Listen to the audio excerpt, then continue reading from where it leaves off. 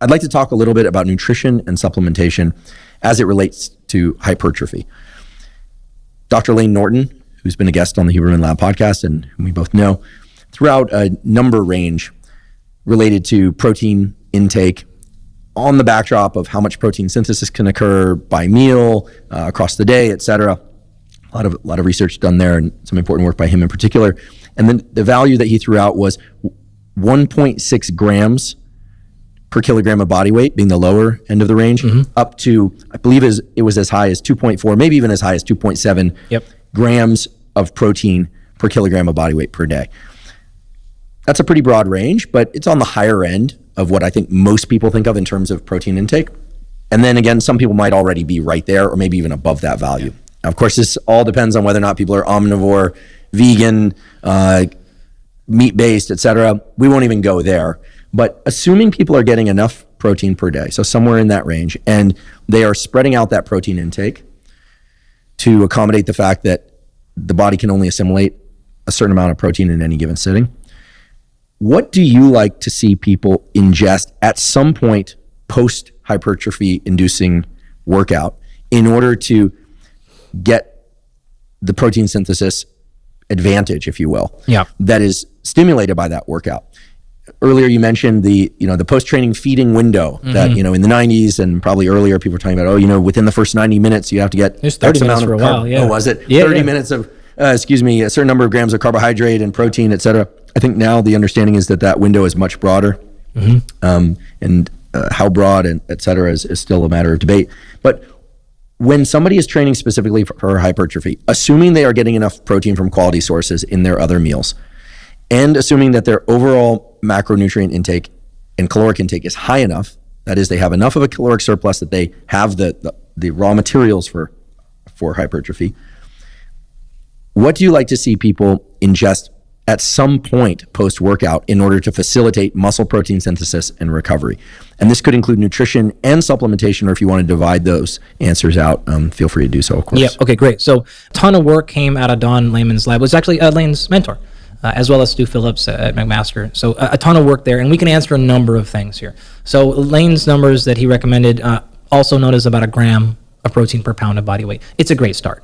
Now, once you slide below that's per pound, right? 1 gram per pound. Right, and earlier, which is just to make sure, because we're changing units here, it was 1.6 grams per kilogram of body weight, all the way up to, I think it was 2.4, but maybe as high as 2.7 grams of protein per kilogram of body weight. So 2.2 in that unit would be the same thing. So 2.2 grams per kilogram is the same as 1 gram per pound. Right. So depending on where you're listening to this at, one of those may be easier than the other for you.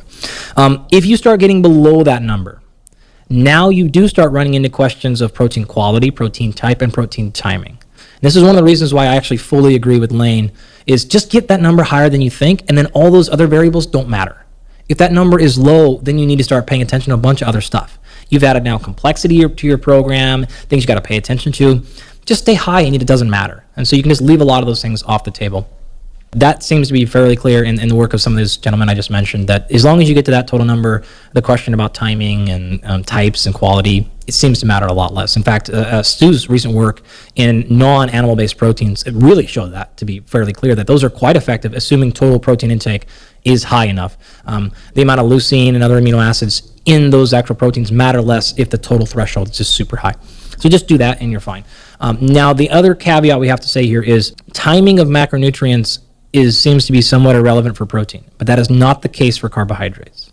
So that timing does matter. Replenishment of muscle glycogen is very specific, and you want to make sure that is around a lot if you're doing either maintaining training quality or you're sliding into endurance type of work. And so nutrient timing does matter with carbohydrates, maybe less so with protein, and certainly less so with protein if the total protein ingestion is high enough. So it depends on what we're going after in terms of a training goal.